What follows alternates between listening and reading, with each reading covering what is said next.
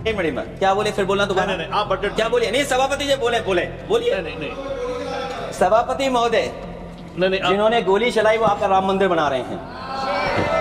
सभापति महोदय, जिन्होंने गोली चलवाई वो राम मंदिर बनवा रहे हैं। अगर कुछ पता ना हो तो जाकर के पूछ लेना, पता कर लेना। आधी अधूरी जानकारी के साथ मत आया करो यहाँ पर। अमेरिका से डील नहीं ढील हुई है कि डील पहले बनी है बजट, और बजट का हलवा यहाँ ज्यादा बटा के वहाँ। जनता भाजपा से ये भी जानना चाहती है कि 0 बढ़ा के 18 क्यों झूठे ख्यालों में दिन रात करें, जो बनाते हैं हवा में बातों के महल, आओ उनसे कुछ जमीनी बात करें। ये बजट दिशाहीन है और जिस सरकार से उम्मीद ना हो उसकी बजट से क्या उम्मीद होगी। इस डील के बाद हमारे किसानों का हाल क्या होगा। जैसे जैसे बीजेपी की सरकार चली और आगे बढ़ती गई, 12 साल ऐसे हैं आ गए कि अब तो चांदी तो दूर, अगर यही सरकार चलती रही तो लोहे पर पीतल चढ़ाकर भी गरीब अपनी बेटी की विदाई नहीं करा पाएगा। तो मंदिरों को तोड़ने का काम इसी सरकार में हुआ है, लेकिन सरकार को कोई नमस्कार न करे उसको नहीं डरा सकते। हमने तो कहा कि तुम लखनऊ से गए हो, लखनऊ का जो अदब है, लखनऊ का जो हमारी पहचान है, कम से कम अगर नमस्कार नहीं कर सकते तो आदाब तो कर ही देते वहां जाकर। अगर आप पिछड़ों को छोड़ देंगे, दलितों को छोड़ देंगे, आदिवासियों को छोड़ देंगे, अल्पसंख्यक भाइयों को छोड़ देंगे, तो आप कैसे विकसित भारत बनाएंगे। आपने क्या नाम रखा है, बीबी राम जी, और हमारे राम जी कहाँ बैठे हैं?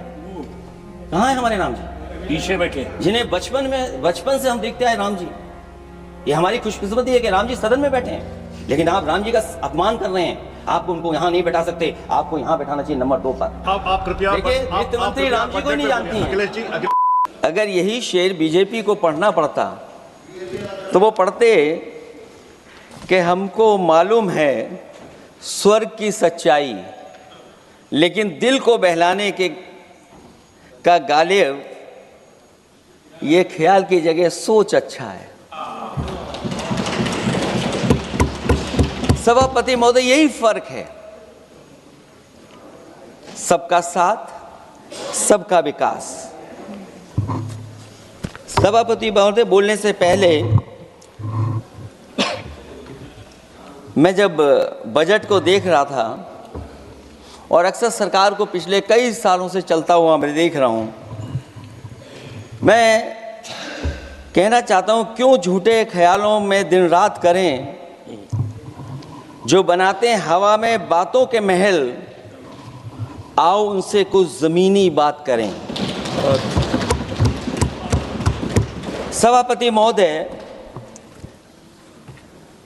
बजट आने से पहले और बजट आने के बाद पूरा देश और पूरे देश में ये बहस चल रही थी कि अमेरिका को लेकर के डील होने जा रही है।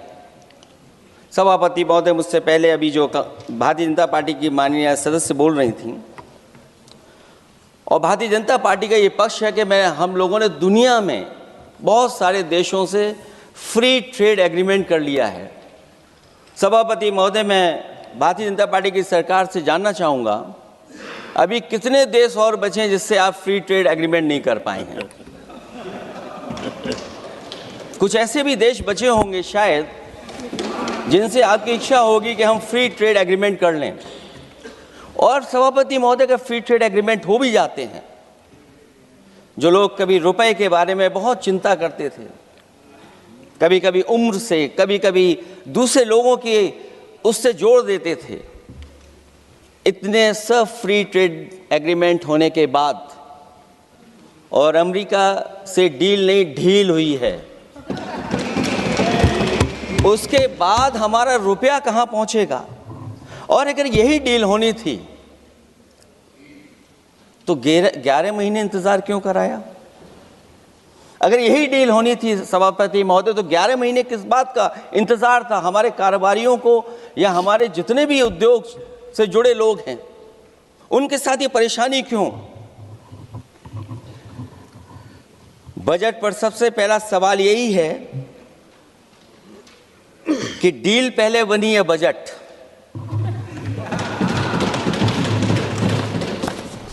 और बजट का हलवा यहां ज्यादा बटा के वहां।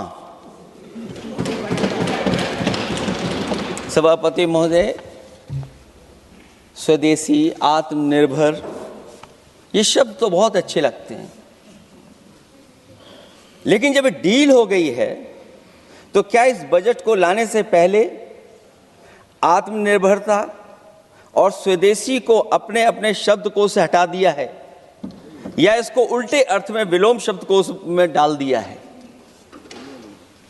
और ये डील नहीं है जो हम आप सब समझ पा रहे हैं, शायद 70 वर्ष के लोग ये नहीं समझ पा रहे होंगे, लेकिन पूरा देश समझ रहा है कि हमने अपना बाजार एक बार और खोल दिया है।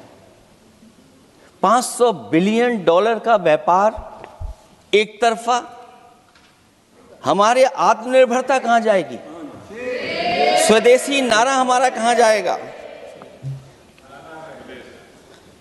हमारे देश की जनता भाजपा से कह रही है कि जहां तक हमें मालूम है डील एक तरफा नहीं होती है। क्या ये बनी वहां पहुंची यहां जहां जैसे कोई एक पक्षी मान रहा हो? जनता भाजपा से यह भी जानना चाहती है कि 0 बड़ा के 18।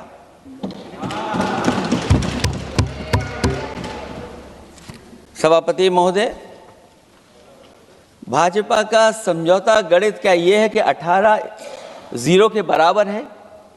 क्या 18 हमारा 0 के बराबर है? देश के किसानों, दुकानों, उद्योगों को बचाने के लिए खोखले शब्दों के अलावा भाजपा के पास कोई और सुरक्षा कवच या संरक्षण योजना है कि नहीं है? इसलिए मैं सभापति महोदय कहना चाहता हूं, ये बजट दिशाहीन है। इस बजट में कोई विजन नहीं है कि 2047 तक हमारा देश विकसित भारत बन जाएगा। और हम जैसे लोगों को, समाजवादियों को तो सरकार से पहले ही उम्मीद नहीं थी, और जिस सरकार से उम्मीद ना हो उसकी बजट से क्या उम्मीद होगी। इस बजट में पीडीए के लिए कुछ भी नहीं है, कोई योजना दलित, पिछड़ा, महिला, गरीब, अल्पसंख्यक या नवयुग के विकास के लिए नहीं लाई गई है। ऐसा लग रहा है कि सरकार ने इनके बारे में सोचना ही छोड़ दिया है। और अगर जीडीपी हमारी 7% है और नॉमिनल जीडीपी की ग्रोथ केवल 8% है, जो कि लगभग 12% होनी चाहिए थी, इसके कारण लोगों के हाथ में कम पैसा है। और कारण यह भी लगता है कि हमारा प्राइवेट इन्वेस्टमेंट नहीं आ पा रहा है। जो लोग ये कहते हैं कि हम प्रति व्यक्ति आय बढ़ा रहे हैं, जो आंकड़े हमारे पास हैं, जो जानकारी हमारे पास है, वो आंकड़ा यही कहता है कि $3000 के लगभग प्रति व्यक्ति आय हमारी है। और अगर हम दुनिया से जब इतना ही जुड़ गए हैं तो 2025 की जो रैंकिंग है, हमारा स्थान 144वां है, 144th है। तो जहां हम इतना 10, 11, 12 साल से हम इतने बजट ला रहे हैं, क्या हमारे पर कैपिटा इनकम लोगों की नहीं बढ़ पाई? और सदन में, इसी सदन में कई बार ये पूछा गया कि जो लोग राशन प्राप्त कर रहे हैं, गरीबी रेखा से नीचे हैं, कम से कम उनकी पर कैपिटा इनकम क्या, ये तो बताना ही चाहिए सरकार को। और पिछड़ेपन को दूर करने के लिए कोई विजन नहीं दिखता इस बजट में। जैसे जब बजट आता है तो बजट में ढूंढते हैं हम लोग कि हमारे स्टेट के लिए क्या और खास नया आया होगा। उत्तर प्रदेश जैसा प्रदेश जहां पर डबल इंजन की सरकार को बहुत कुछ कहा जाता है कि डबल इंजन की सरकार है, हम विकास भी डबल करेंगे, लेकिन मैं देखता हूं उत्तर प्रदेश के लिए कोई खास योजना ऐसी नहीं आई है जिससे उत्तर प्रदेश के 25 करोड़ लोगों को कुछ मुख्य धारा से जोड़ा जाए। वैसे तो बड़ी बड़ी योजनाएं बताई जा रही हैं कि हमारे कई फ्रेट कॉरिडोर्स बन रहे हैं, वाटरवेज बन रहे हैं, एक्सप्रेसवेज बन रहे हैं, लेकिन उत्तर प्रदेश जहां से प्रधानमंत्री जी आते हैं, भविष्य में जो बनेंगे एक्सप्रेसवे, लेकिन भारत सरकार के बजट से कोई भी अभी एक्सप्रेसवे वहां पर नहीं बना। अगर कोई बना हो, नया बन रहा हो, बड़ा बन रहा हो तो बताएं। और जो बने भी हैं वो उस मानक, उस क्वालिटी के नहीं हैं जिस क्वालिटी के आज विकसित भारत के एक्सप्रेसवे होने चाहिए। जो लोग भ्रष्टाचार पे बड़े बड़े सवाल उठाते हैं वो कम से कम अपनी सड़कों को देखें, अपने एक्सप्रेसवेज को देखें कि उन्होंने क्या बना करके खड़ा इतने हजारों करोड़ रुपए खर्च करने के बाद। इनके सबसे पहले प्रधानमंत्री अटल बिहारी वाजपेयी जी, उनके नाम से कोई एक्सप्रेसवे बन रहा था। सभापति महोदय, हम लोगों ने अखबारों में पढ़ा, कई लोग स्टेटमेंट भी देते हैं कि हम एक्सप्रेसवे बना रहे हैं। उनके नाम से बनने के साथ साथ उनका नाम भी बदल दिया। पहले वो चंबल एक्सप्रेसवे बन रहा था, फिर अटल जी के नाम से एक्सप्रेसवे बन रहा था। लगता है वो जमीन पर नहीं उतरा है, वो केवल कागजों पे बन रहा था। तो ये तो एक्सप्रेसवे की बात हुई। सबसे बड़ा सवाल ये है कि किसान को लेकर के इन्होंने कहा कि किसान की हम आय दोगुनी कर देंगे। आज हमारा किसान इस उदारीकरण में कहाँ खड़ा है? जिस किसान को लेकर के पूरे देश के सभी राजनीतिक दल चिंतित रहते हैं, इस डील के बाद हमारे किसानों का हाल क्या होगा? और जब सब कुछ विदेश से ही आएगा तो हमारा किसान भारत में क्या उगाएगा, जमीन पर क्या उगाएगा और क्या बेच पाएगा? सभापति महोदय, सरकार ने बड़ा बजट पेश किया, कहा कि हम एग्रीकल्चर इंफ्रास्ट्रक्चर तैयार करेंगे, एग्रीकल्चर इंफ्रास्ट्रक्चर से हम मंडियां तैयार करेंगे, बाजार तैयार करेंगे, एमएसपी लागू करेंगे। हमारे किसान जब काले कानून के खिलाफ लड़ रहे थे, बड़ी संख्या में जान चली गई, उसके बाद सरकार कहीं पीछे हटी और उन्होंने काले कानून वापस लिए। लेकिन आज भी किसानों को जो कानूनी गारंटी मिलनी चाहिए वो अभी तक एमएसपी की कानूनी गारंटी सरकार नहीं दे पाई है। और जो तेज क्रॉप और हॉर्टिकल्चर क्रॉप और दूध को लेकर के सरकार दावा करती है कि हम सब्जियां इतना, हॉर्टिकल्चर क्रॉप्स हमारी इतनी ग्रो कर गई हैं, हम दुनिया में इतना पैदा कर रहे हैं।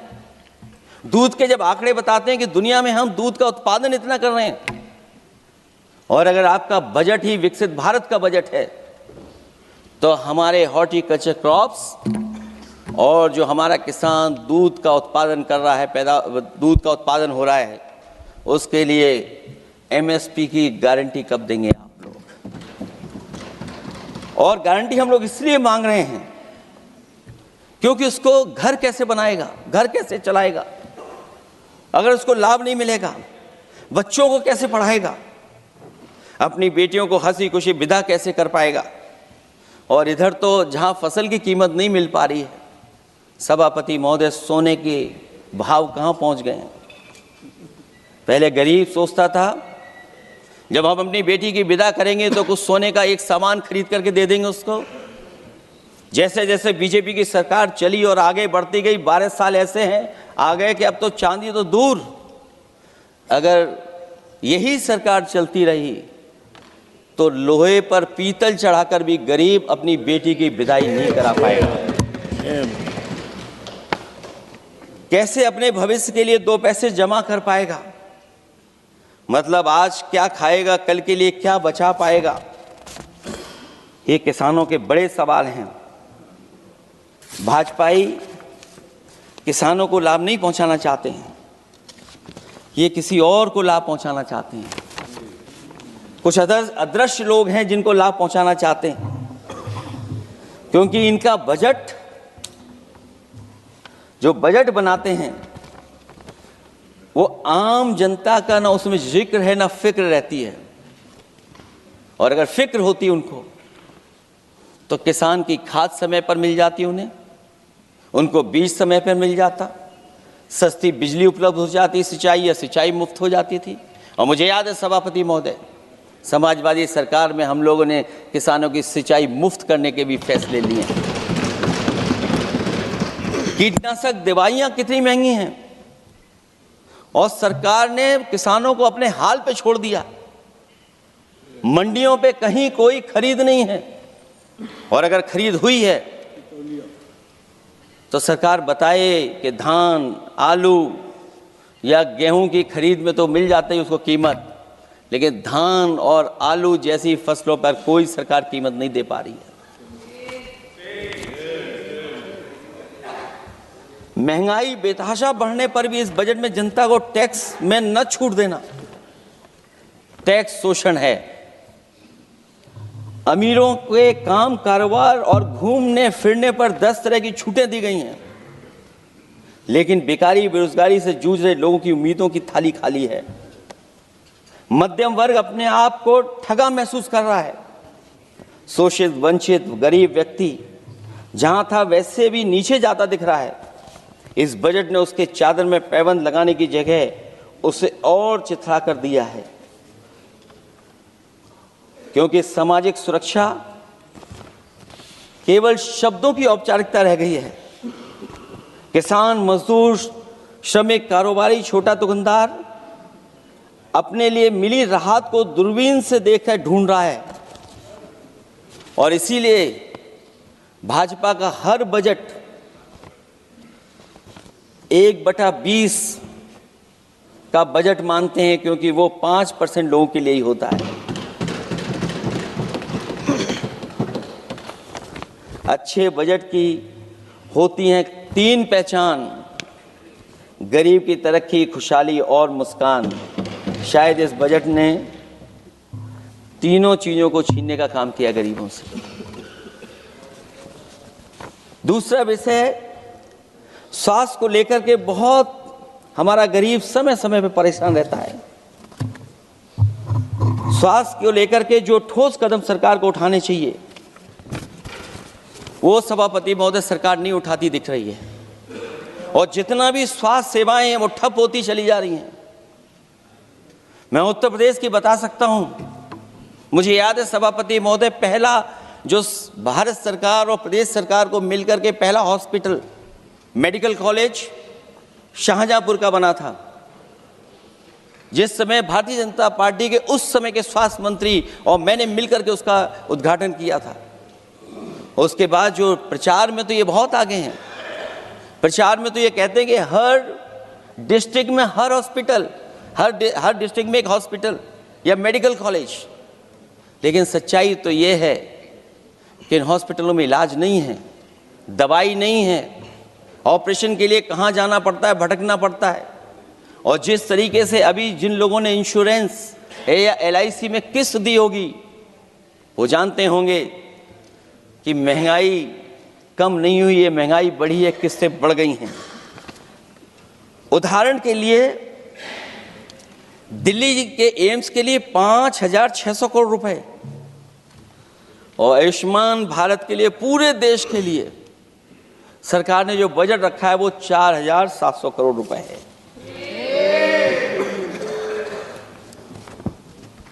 सुनते हैं पहले उपवन में हर ऋतु में बहार गाती थी, कलियों का तो कहना ही क्या, मिट्टी में खुशबू आती थी। ये भी ज्ञात हमें उपवन में कुछ ऐसे भौरे आए थे, सारा चमन कर दिया मरघट, अपने साथ जहर लाए थे। लेकिन अगर चमन वाले ही भौरों के रंग ढंग अपनाएं, माली तुम ही फैसला कर दो, हम किसको दोषी ठहराएं। सभापति महोदय, मैं उत्तर प्रदेश से आता हूं, जहां पर प्रधान संसदीय क्षेत्र है। राजमाता पूजनीय अहिल्याबाई होलकर जी, उनकी मूर्ति थी, उसको बुलडोजर से तोड़वा दिया। सभापति महोदय, कोई कल्पना कर सकता है एक मणिकर्णिका घाट जो हमारी पौराणिक पहचान रही, सदियों से हमारी विरासत की पहचान रही, सनातनी काशी की विरासत रही, वहां पे इनकी सरकार ने प्रधान संसदीय क्षेत्र में बुलडोजर चला करके हमारी पूजनीय अहिल्याबाई होलकर की मूर्ति को इन्होंने तोड़ने का काम किया। और सभापति महोदय, केवल एक मूर्ति नहीं, वहां पर अगर हम गिनती करेंगे एक नहीं, दो नहीं, तीन नहीं, चार नहीं, पांच नहीं, 6 नहीं, 7 नहीं, लगभग 100 मंदिरों को तोड़ने का काम इसी सरकार में हुआ है। केवल मंदिर नहीं तोड़े गए सभापति महोदय, एक antique bell donated by Nepal नरेश, जो घंटा बजता था सभापति महोदय, जो घंटा बजता था, नेपाल नरेश जिन्होंने गिफ्ट किया था, वो घंटा भी लापता है।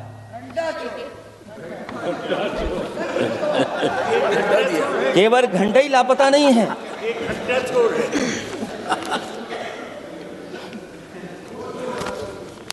सभापति महोदय,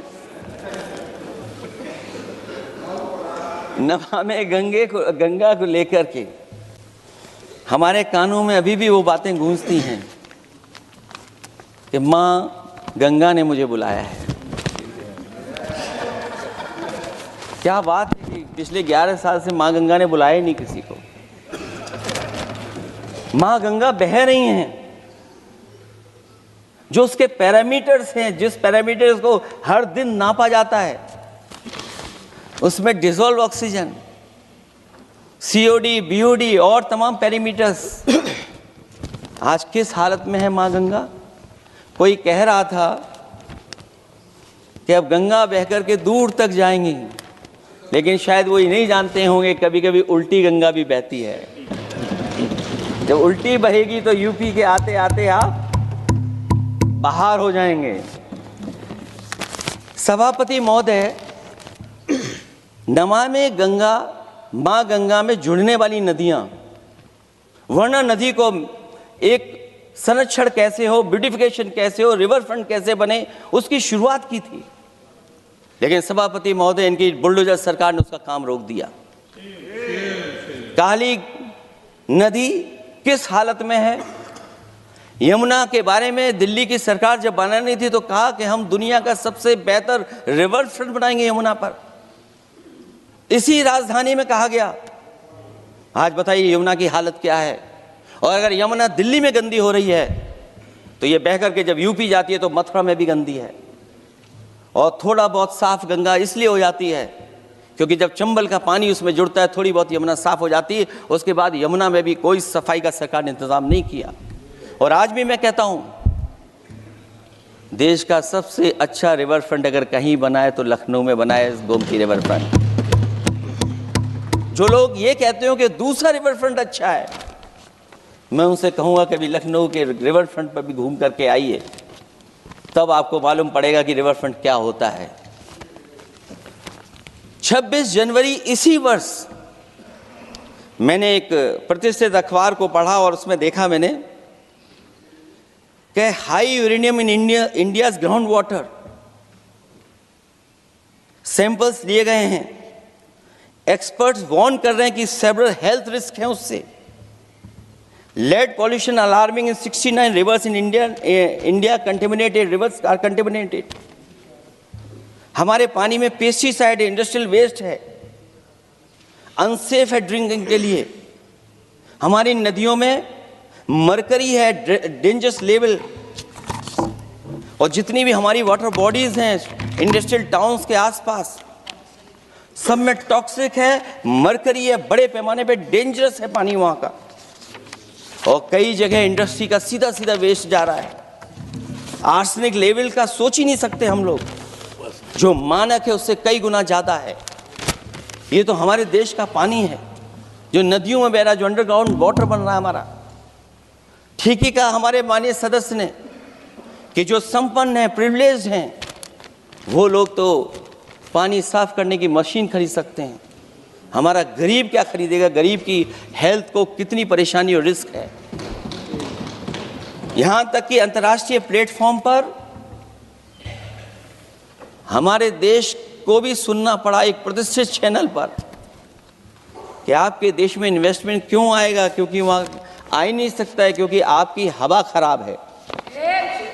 सोचिए, देश का पानी खराब हो, और ये मैं नहीं कह रहा हूं, पानी खराब सरकार को मालूम है, नहीं मालूम है, लेकिन जो प्राइवेट कंपनियां हैं जिनको अपना पानी बेचना है, तो वो बता रही कि आपके भारत के पानी में क्या क्या है। और ये बात गलत है तो सरकार ऐसी कंपनियों पे प्रतिबंध क्यों नहीं लगाते हैं कि इस तरह अपनी कंपनियों का सामान बेचने के लिए झूठा प्रचार कर रही हैं।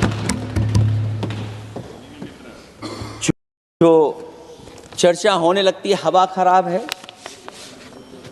हालांकि उत्तर प्रदेश आते आते सरकार की भी हवा खराब हो जाती है। सरकार सबको डराती है, लेकिन सरकार को कोई नमस्कार न करे उसको नहीं डरा सकते आप। हमने तो कहा कि तुम लखनऊ से गए हो, लखनऊ का जो अदब है, लखनऊ का जो हमारी पहचान है, कम से कम अगर नमस्कार नहीं कर सकते तो आदाब तो कर ही देते वहां जाकर। जो लोग पिछड़े पीडीए उनके पक्षधर बनते हैं, आरक्षण को लेकर के कहते हैं कि हम आरक्षण देंगे, उनकी सरकारों में क्या अपॉइंटमेंट हो रहे हैं।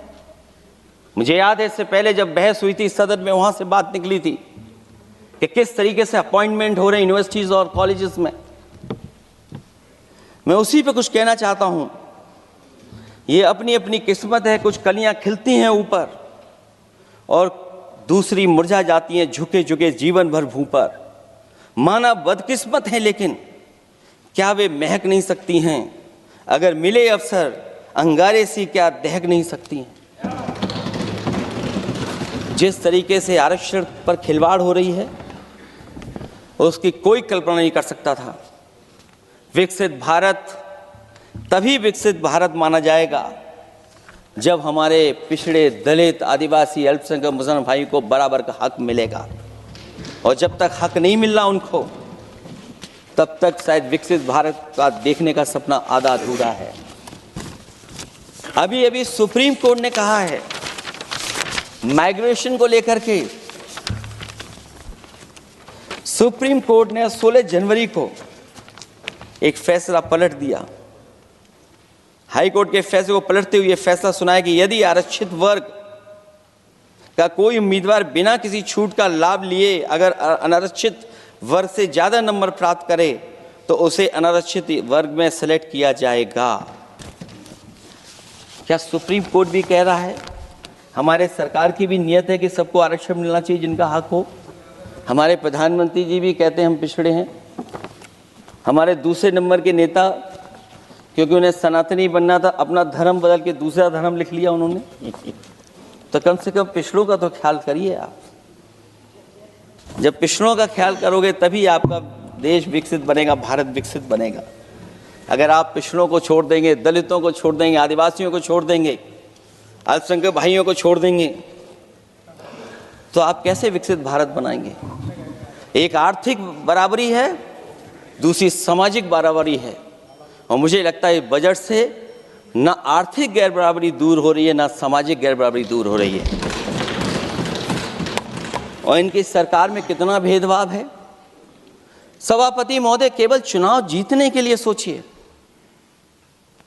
एक 72 साल के बुजुर्ग पर, मोईद खान साहब, आप जानते होंगे आपके क्षेत्र में, मदरसा टाउन एरिया। सभापति महोदय, बीजेपी का लक्ष्य केवल चुनाव जीतना। इन आंकड़ों से क्या मतलब? और आंकड़ों के अगर ये ठीक आंकड़े होते सभापति महोदय, तो इन्होंने कहा था कि बुलेट ट्रेन हम 1 लाख करोड़ की बनाएंगे। आज बुलेट ट्रेन 2 लाख करोड़ की कैसे हो गई? सभापति महोदय कहा कि हम 1 लाख करोड़ में बनाएंगे बुलेट ट्रेन। और बुलेट ट्रेन केवल संपन्न स्टेटों में क्यों? हमारे बंगाल, बिहार और यूपी में क्यों नहीं? और अगर आप हाई स्पीड बुलेट ट्रेन लाना चाहते हैं तो 1 लाख करोड़ का बजट दिया था, 2 लाख करोड़ बजट हो गया। यूपी में जब बनेगा तो पता नहीं कब बनेगा, कौन जानता है कब बनेगा। चुनाव जीतने के लिए इनकी सरकार के लोगों ने झूठा फंसाया। ये सब जुमला है, जुमला। झूठा फंसाया, और इसलिए फंसाया कि वो मुस्लिम है, इसलिए फंसाया। 72 वर्ष के बुजुर्ग को 19 महीने जेल में रखा गया। समाजवादी पार्टी को बदनाम किया गया। को बदनाम किया। और केवल इसलिए कि चुनाव जीत जाएं आप, अयोध्या का चुनाव जीत जाएं, क्योंकि अयोध्या का चुनाव हारे थे आप लोग। मैं अयोध्या की महान जनता का धन्यवाद देता हूं कि उन्होंने कम्युनल पॉलिटिक्स का समापन किया है। वो विकास के रास्ते पे जाना चाहते हो। मैंने पहले भी कहा, फिर कहता हूं, आपका विकास अयोध्या का तो मैं जानता हूं कैसा है, क्योंकि लोगों ने काशी को क्यूटिव बनते नहीं देख पाए। अगर हम सब सदस्य हैं और हमारे प्रधान सांसद के संसदीय क्षेत्र को अगर हम क्यूटिव न बना पाए, आप विरासत मिटा रहे हैं। वहां पर कई सौ पुरानी दाल मंडी, जिसमें केवल वोट नहीं मिलता, इसलिए दाल मंडी को आप डिमोलिश कर देंगे आप। अल्पसंख्यक बनारस। और इसको अयोध्या को जीतने के लिए 72 वर्ष के एक व्यक्ति को झूठा केस लगाया, झूठा फंसाया, जेल भेज दिया। और न केवल उसको जेल भेजा, बल्कि उसकी दुकानें और उसकी बेकरी पर भी बुलडोजर चला दिया आपने। क्या डेमोक्रेसी में हमारे बुलडोजर का कोई स्थान है क्या? हाई कोर्ट कहता है कि आप फैसला सुना सकते हैं क्या? कोर्ट कहता है कि आप कौन हो गए फैसला सुनाने वाले लोग? और फिर आप लोग कहते हैं कि हर घर जल और नल। सभापति महोदय, इन्हीं के विधायक ने मंत्री जी को घेर लिया। इन्हीं के विधायक ने मंत्री जी का अपहरण कर लिया। और ये कहते हैं कि हम तो, हमारे कोई अराजकता नहीं है। ये कहते हैं इन्वेस्टमेंट लाएंगे, हम एमओयू साइन करेंगे। सभापति महोदय, देश के प्रधानमंत्री, देश के सबसे बड़े उद्योगपति उत्तर प्रदेश पहुंचे थे। एमओयू साइन किए गए, लाखों करोड़ के एमओयू साइन हुए। और एमओयू साइन होने के बाद जमीन पर कितना उतरा, ये बताए सरकार। एमओयू के बाद सरकार बताए कितना जमीन पर उतरा है। इन्होंने जब कश्मीर का 370 हटा रहे थे सभापति महोदय, हाँ ना, बजट ही है ये एमओयू में, क्योंकि इंसेंटिव अगर नहीं देंगे तो कौन आपका इन्वेस्टमेंट लाएगा? ये राज्य का विषय नहीं है सभापति। राज्य से प्रधानमंत्री आते हैं, और आपने ये कहा कि प्रधानमंत्री के क्षेत्र में हमने देश में कहा कि हमने 1000 किलोमीटर मेट्रो बिछाई है। आपने देश के प्रधानमंत्री के क्षेत्र में क्यों नहीं मेट्रो बिछाई? क्यों नहीं बिछाई आपने? आपने देश के प्रधानमंत्री के क्षेत्र को एक्सप्रेस वे से क्यों नहीं जोड़ा आपने? क्योंकि आपके पास बजट नहीं है। अटल बिहारी वाजपेयी जी के आपने नाम से एक्सप्रेस वे क्यों नहीं बनाया, बताइए आप? ये बजट नहीं है आपके पास।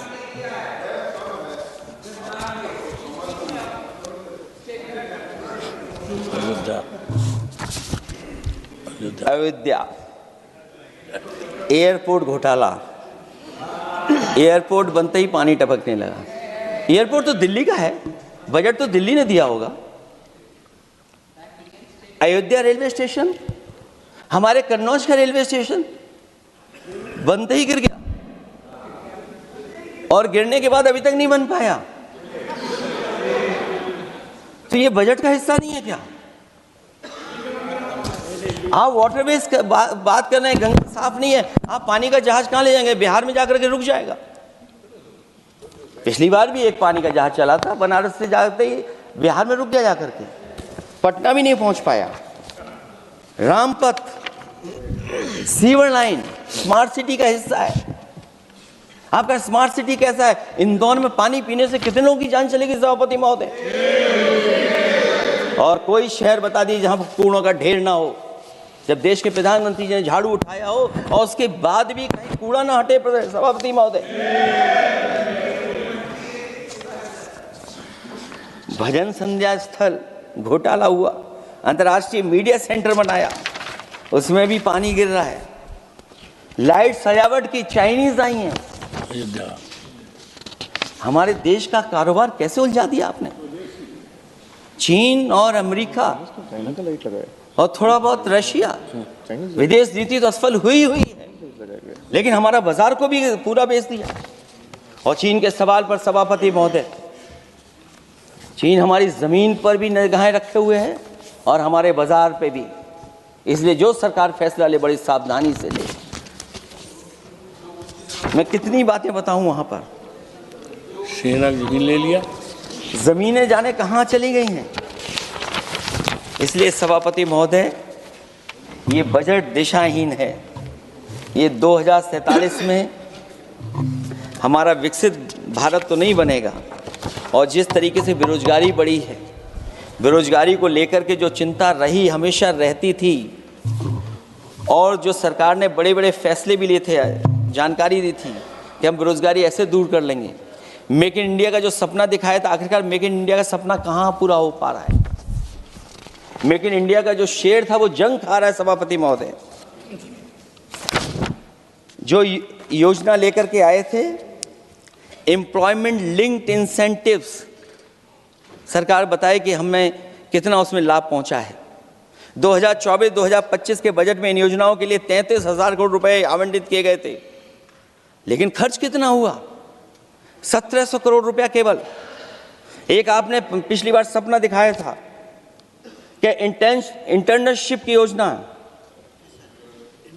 इंटर्नशिप वाली योजना जो घोषित की, जिसके लिए 10,000 करोड़ रुपए आवंटित किए थे आपने, लेकिन उसमें खर्च कितना हुआ है? 500 करोड़ रुपया। और जो लक्ष्य रखा था आपने रखा था 5 साल में 1 करोड़ लोगों को, लेकिन इसमें आए कितने? 1,65,000 लोगों ने फॉर्म भरा, ऑफर दिया उन्होंने, लेकिन फाइनली जिसमें ऑफर, जिसका सिलेक्ट हुआ, वो केवल 16,000 लोगों को काम पहुंचा है। सोचिए, हमारा देश इतना बड़ा, जहां करोड़ों को आप इस योजना से जोड़ना चाहते थे, केवल 16,000 लोग जाएंगे उसमें। ये आपको बेरोजगारी खत्म करने की योजना है आपकी?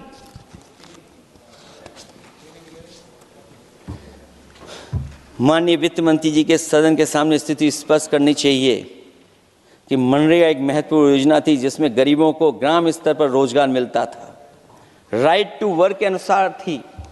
इस योजना को समाप्त करते हुए आपने क्या नाम रखा है? बीबी राम जी। और हमारे राम जी कहाँ बैठे हैं? कहाँ है हमारे राम जी? पीछे बैठे, जिन्हें बचपन से हम देखते आए राम जी। ये हमारी खुशकिस्मती है कि राम जी सदन में बैठे हैं, लेकिन आप राम जी का अपमान कर रहे हैं। आपको उनको यहाँ नहीं बैठा सकते, आपको यहाँ बैठाना चाहिए नंबर 2 पर।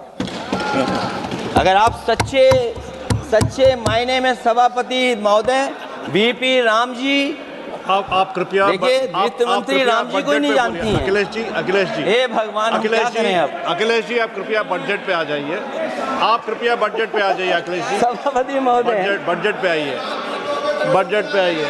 एक मिनट, क्या बोले? फिर बोलना दोबारा। नहीं, आप बजट क्या बोलिए? नहीं, सभापति जी बोलिए। नहीं, सभापति महोदय, जिन्होंने गोली चलाई वो आपका राम मंदिर बना रहे हैं। सभापति महोदय, जिन्होंने गोली चलवाई वो राम मंदिर बनवा रहे हैं। अगर कुछ पता ना हो तो जाकर के पूछ लेना, पता कर लेना। आधी अधूरी जानकारी के साथ मत आया करो यहाँ पर। अब आप बताइए सभापति महोदय, बीबी राम जी नाम बदल दिया आपने। यूपी जैसा बड़ा स्टेट, उसको क्या मिलेगा अब, जहां पर 1,000 ग्राम सभाएं अर्बन हो गई हैं।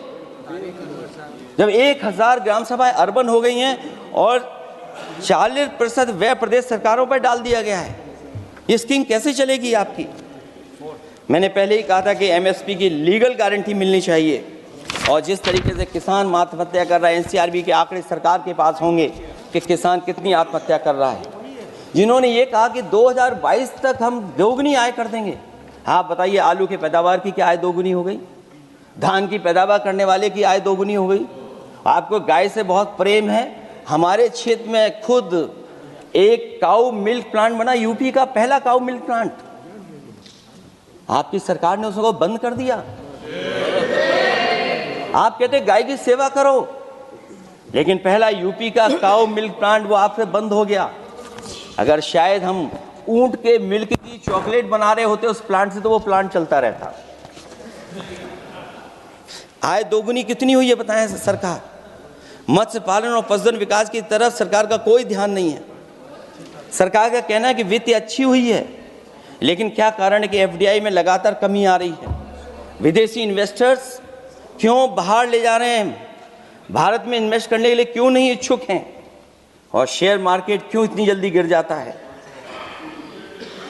रुपए के मूल्य में डॉलर के विरुद्ध निरंतर गिरावट आ रही है। और इसके बाद सभापति महोदय, इस डील और ढील के बाद हमारा रुपया कहाँ होगा, ये सरकार जरूर बताए हमें। मैन्युफैक्चरिंग में कोई सुधार नहीं हो रहा है। अभी भी हम जीडीपी के 15% पर मैन्युफैक्चरिंग पर निर्भर हैं, जबकि मैन्युफैक्चरिंग के शेयर मेक इंडिया के अनुसार अभी तक 25% होना चाहिए था। इससे स्पष्ट लगता है कि मेक इन इंडिया, आत्मनिर्भर भारत और पीएलआई योजना सफल नहीं हो पाई हैं, और उसी का परिणाम है कि आज हमारे नौजवानों को रोजगार और नौकरी नहीं मिल पा रही है। सरकार उद्योगपतियों के साथ खड़ी है। सरकार द्वारा लेबर कोड्स लाए गए हैं, जिन लेबर रिफॉर्म्स के रूप में दर्शाया जा रहा है वो लेबर कोड एम्प्लॉयर के हित में है, लेबर के पक्ष में नहीं है और मजदूरों के नहीं है। अब अधिकांश उद्योगों द्वारा लेबर को कोई भी नौकरी से निकाला जा सकता है।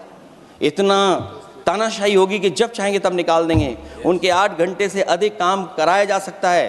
परमानेंट एम्प्लॉयमेंट की बजाय कॉन्ट्रैक्चुअल एम्प्लॉयमेंट की व्यवस्था की है सरकार ने। सोचिए, यही सरकार है कि सबका साथ सबका विकास। एयर पॉल्यूशन को लेकर के मैं पहले ही कह चुका हूँ, और शहरी विकास तो इनका मैंने क्योटो को मैं देखा है, इसलिए उस क्योटो के बारे में मैं ज़्यादा नहीं कहना चाहता हूँ। अंत में मैं इतना ही कहूँगा कि स्वास्थ्य और शिक्षा के केवल 10% और 14.2% बजट बढ़ाया गया है, जबकि पिछले वर्ष का पूरा बजट इन दोनों मदों में खर्च ही नहीं किया गया है। आखिरकार सरकार बताएगी खर्च क्यों नहीं हुआ, आखिर क्या कारण है, किसकी वजह से खर्च नहीं हुआ है। जल जीवन मिशन में 50,000 करोड़ रुपए खर्च नहीं हो पाए हैं, और प्रधानमंत्री आवास योजना में 40,000 करोड़ रुपए, और हमारे देश के प्रधानमंत्री ने गांव गोद लिया था। वो लगता है उस गांव को अनाथ छोड़ दिया है प्रधानमंत्री जी ने। वो गांव ही अनाथ छोड़ दिया है। आरबीआई के डेटा के अनुसार इनकम में जो नीचे 80% हैं, उनकी इनकम का शेयर 36% से घट करके 32% हो गया है, और हर वर्ष में रियल वेजेस 2% कम हो रही हैं। आखिरकार इसका कारण क्या है? मुझे उम्मीद है सरकार बताएगी कि इसका कारण क्या है कि जिसकी वजह से लगातार गिरावट होती जा रही है। मैं रैंकिंग में नहीं जाना चाहता हूं कि हमारी रैंकिंग कहां है, गैर बराबरी की रैंकिंग में हम कहां पहुंच गए हैं, हम कितना नीचे पहुंच गए हैं। जो तरह तरह की रैंकिंग समय समय पर आती हैं, उन रैंकिंग के बारे में सरकार को ज़रूर पता होगा कि हम एजुकेशन इंडेक्स में कहाँ हैं दुनिया में, हम हेल्थ इंडेक्स में कहाँ हैं दुनिया में, और जो एयर क्वालिटी के इंडेक्स है उसमें हम दुनिया में कहाँ हैं। इसलिए सभापति महोदय, मैं अंत में इतना ही कहना चाहता हूँ कि ये बजट दिशाहीन है। 2047 तक विकसित भारत तो नहीं बनेगा, लेकिन हमारे गरीबों के साथ बहुत अन्याय होगा। जिस तरह एआई पे बात की गई है, एआई अगर अच्छाई और भलाई के लिए हो तो अच्छी बात है, लेकिन पता नहीं भारतीय जनता पार्टी पे कितना रिसोर्सेज हैं कि एआई और जितना भी हमारा वो है जो बजट है, वो सबसे ज़्यादा खर्च वो करते हैं दूसरों को बदनाम करने के लिए। इसलिए इन्हीं शब्दों के साथ मैं सभापति महोदय का धन्यवाद देता हूँ। मैं उम्मीद करता हूँ कि सरकार इस बजट को गरीबों की तरफ मोड़ेगी, पीडीए के लोगों की तरफ मोड़ेगी, जिससे वो भी मुख्य धारा में खड़े हो सकें। बहुत बहुत धन्यवाद।